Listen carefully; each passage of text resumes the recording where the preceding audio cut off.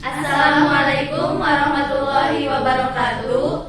Kami dari kelompok 1 yang beranggotakan saya sendiri Aimaria, Saya Neng Astri Putri Dewati. saya Tia Herumisa. Saya Nining Putri Taningrum. Saya Suherman. Di sini kami akan membahas mengenai negara yang menerapkan administrasi berbasis ekologi sehingga mewujudkan pembangunan yang berwawasan lingkungan dan bagaimana langkah-langkah kebijakannya. Kami mengambil negara Finlandia sebagai contohnya untuk memenuhi salah satu tugas dari mata kuliah Ekologi Administrasi Negara. Selamat menyaksikan.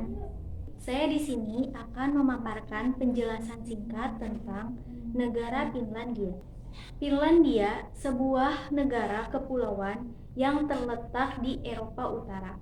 Negara ini menuai sorot dunia terkhusus dalam dunia pendidikan. Selain itu, negara beribu kota Helsinki menjadi yang terdepan dalam hal indeks kebahagiaan global. Pada tahun 2018, Finlandia bersama negara Nordik lainnya seperti Denmark, Swedia, dan Norwegia berhasil masuk dalam 20 besar negara dengan pendapatan ekonomi yang tinggi. Keberhasilan pencapaian tersebut rupanya berbasiskan pola pikir berupa kepedulian terhadap lingkungan dan penggunaan energi terbarukan, bahkan dari total kebutuhan. Secara keseluruhan, penggunaan energi oleh negara-negara tersebut telah mencapai 40%. Negara Finlandia juga sekarang sedang gencar-gencarnya menggalakkan program-program ramah lingkungan, terutama di bidang pelestarian hutan, pengendalian polusi, dan pelestarian keanekaragaman hayati. Upaya pelestarian keanekaragaman hayati di Finlandia telah dilakukan sejak tahun 1990-an. Prinsip konservasi lingkungannya senantiasa diperbaiki dan dikembangkan. Saat ini, perhatian lebih diberikan pada pengelolaan ekologis hutan, komersial, dan hutan lindungnya. Alasannya adalah bahwa semakin baik pengelolaan dan pemeliharaan wilayah hutannya, maka kelestarian hayati yang sebagian besar tergantung pada hutan daerah sekitarnya akan semakin mudah untuk dijaga. Pembangunan Finlandia yang berwawasan lingkungan. Finlandia sebagai negara yang sangat menempatkan kepedulian terhadap lingkungan sebagai faktor penting, selalu mengupayakan pembangunannya dengan memperhatikan dampak apa yang akan terjadi terhadap lingkungannya.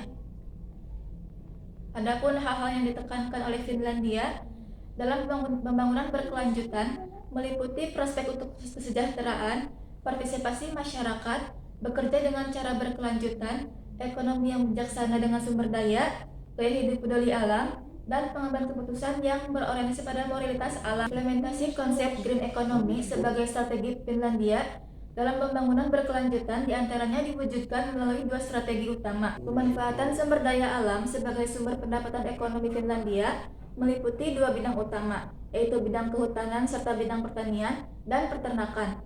Dalam strategi pemerintah Finlandia memiliki kebijakan tersendiri yang ketat untuk pengelolaan hutan dan lahan untuk pertanian agar tetap berorientasi pada penjagaan dan pelestarian lingkungan. Adapun strategi lainnya yaitu investasi hijau, di mana Finlandia juga memanfaatkan peluang untuk meningkatkan pendapatan ekonomi dari luar domestik Finlandia melalui energi environment partnership yang sudah dijalankan di 3 wilayah, yaitu Amerika Tengah, Afrika Selatan, dan Asia. Langkah-langkah kebijakannya. 1. Pemanfaatan potensi hutan Finlandia. Finlandia merupakan negara di mana 69% daratannya adalah hutan. Bagi Finlandia, pohon adalah sumber daya alam yang paling penting sehingga sangat dijaga kebersihan hutan di Finlandia. Jenis atau spesies pohon yang mendominasi di kawasan hutan-hutan Finlandia adalah pohon pinus dan cemara. Sekitar 1/5 dari semua energi yang dikonsumsi di Finlandia pun berasal dari kayu. Kayu yang dihasilkan dari hutan-hutan Finlandia ini kemudian dimanfaatkan untuk keperluan furnitur, bahkan menjadi salah satu komoditas ekspor ke negara lain sehingga dapat menambah devisa negara Finlandia. Pengelolaan hutan-hutan di Finlandia ini dilindungi dan diatur dalam Undang-Undang Finlandia Pasal 5A tentang regenerasi dan kewajiban terkait di mana kewajiban peremajaan hutan dimulai sejak berakhirnya penebangan pohon. Upaya-upaya tersebut menunjukkan bagaimana pemerintah seberapa serius pemanfaatan potensi alam Finlandia untuk kepentingan ekonomi namun tetap memperhatikan keseimbangan lingkungannya. Pengelolaan pertanian dan peternakan Finlandia. Karena negara Finlandia banyak pedesaan untuk melaksanakan pembangunan di Finlandia berbasis pedesaan dan ekonominya di Finlandia juga bidang pertanian, peternakan dan kebanyakan dikelola di pedesaan.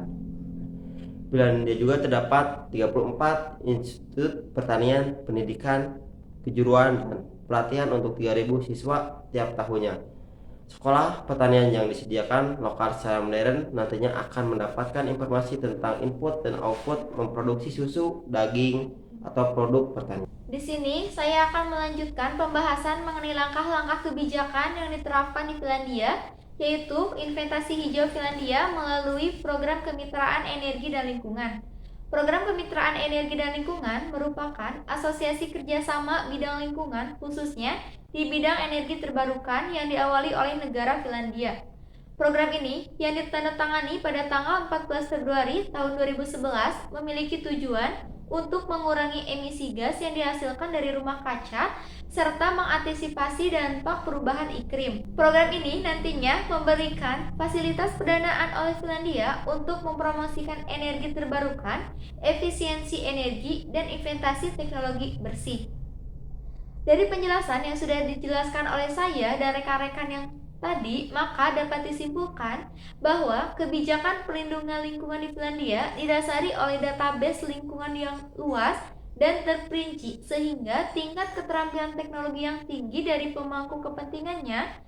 Hal ini menjadi landasan bagi administrasi dan undang-undang lingkungan yang sangat efektif karena cara perlindungan lingkungan dipertimbangkan di semua sektor masyarakat. Kemudian Finlandia di bidang pelestarian lingkungan tidak serta-merta terjadi karena kebijakan dan peraturan yang baik, namun lebih kepada kesadaran masyarakatnya untuk selalu menjaga dan melestarikan alamnya.